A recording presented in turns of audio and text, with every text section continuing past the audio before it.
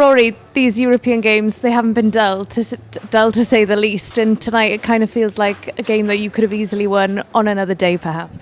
Yeah, on another day I think we probably could have got 3 points or a point. Look, they're a good side, we knew they were a good side, but to score 2 goals and then concede straight after, it's disappointing, but I thought the boys showed a class at times, and we were unlucky.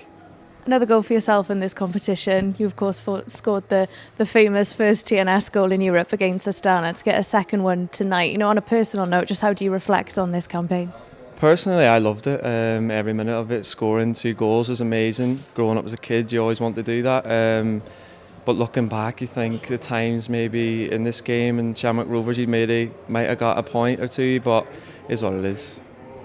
And in general, Rory, in terms of the domestic game in Wales, we've been waiting for a season like this for so long to see a Welsh club in a major European competition. What do you think the future holds for TNS in Europe going forward, and just how much have you learnt from this experience? We've learnt loads. I think it's put Welsh domestic football on the map. I think, look, all the other clubs in the Welsh League now should be trying to achieve these goals as well, and hopefully we can continue doing what we're doing, and next year we do the same thing.